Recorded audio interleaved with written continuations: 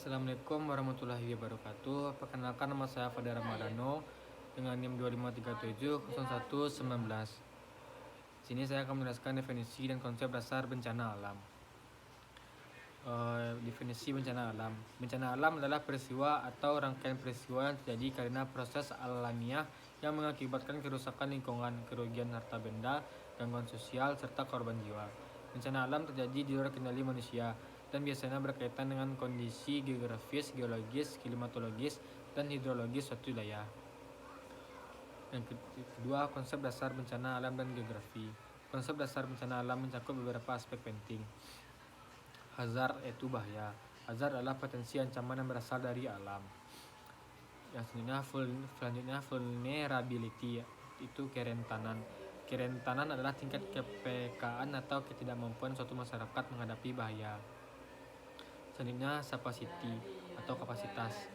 Kapasitas adalah kemampuan masyarakat dalam menghadapi bencana. Selanjutnya itu risk, yaitu risiko bencana. Risiko bencana yaitu bahaya atau kerentanan kapasitas. Makin tinggi hazard dan kerentanan serta makin kecil kapasitas, risiko bencana semakin besar. Selanjutnya klasifikasi bencana alam. 1. Bencana geologi. 2. Bencana klimatologi. 3. Bencana hidrometeorologi. 4. Siklus manajemen bencana. Untuk memahami bencana geografi, maka siklus 1. Mitigasi. 2. Kesiapsiagaan. 3. Tanggap darurat. 4. Pemulihan. Jadi bencana alam adalah peristiwa merusak yang disebabkan oleh proses alam. Selanjutnya itu mitigasi bencana.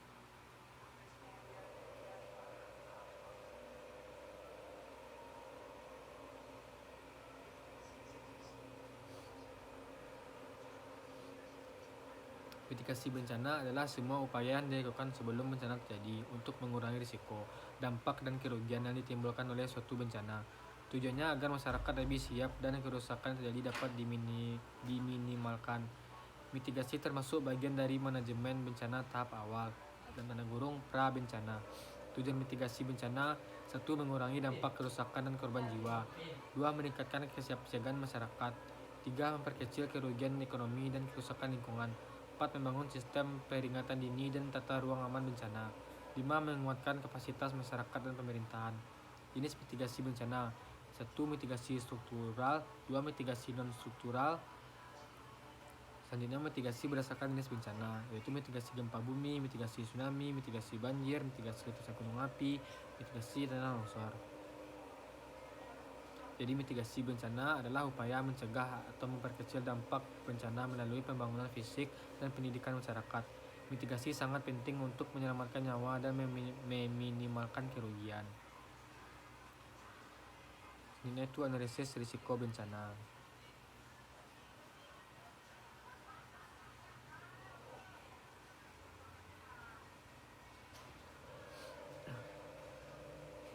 Analisis risiko bencana adalah proses untuk menilai seberapa besar potensi kerugian yang dapat terjadi akibat suatu bencana dengan melihat 3 komponen utama, yaitu bahaya, kerentanan, dan kapasitas. Analisis ini digunakan untuk mengetahui tingkat risiko suatu wilayah sehingga pemerintah dan masyarakat dapat membuat langkah mitigasi yang tepat. Komponen utama analisis risiko itu hazard, vulnerability, capacity. Rumus sederhana risiko bencana yaitu risiko sama dengan bahaya, kerentanan, dan kapasitas. Langkah-langkah analisis risiko bencana yaitu identifikasi bahaya, 2. Analisis kerentanan, 3. Analisis kapasitas, 4. Menggabungkan ketiganya, 5. Pemetaan risiko. Jadi analisis risiko bencana adalah proses penting untuk mengetahui potensi kerugian, menentukan zona rawan, melakukan mitigasi dan penanggulangan bencana secara tepat. Risiko bencana ditentukan oleh hazard, kerentanan, dan kapasitas. Selanjutnya itu perencanaan mitigasi.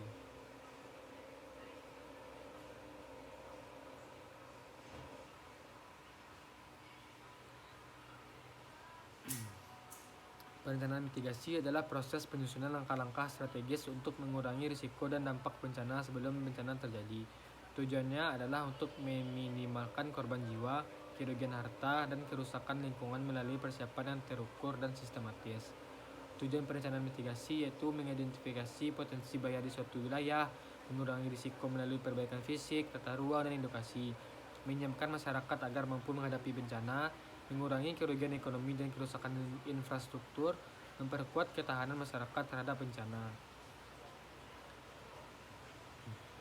Selanjutnya yaitu manajemen bencana.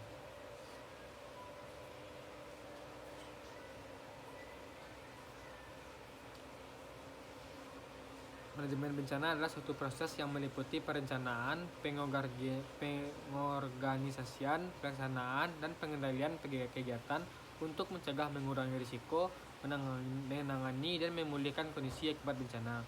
Manajemen bencana dilakukan sebelum, saat, dan setelah bencana terjadi agar kerugian dan korban dapat diminimalkan. Tujuan manajemen bencana yaitu melindungi masyarakat dari ancaman bencana, mengurangi jumlah korban dan kerusakan, meningkatkan kesiapsiagaan dan kemampuan penanganan bencana, mempercepat pemulihan pasca bencana, membentuk masyarakat yang tangguh. Sekian dari saya. Assalamualaikum warahmatullahi wabarakatuh.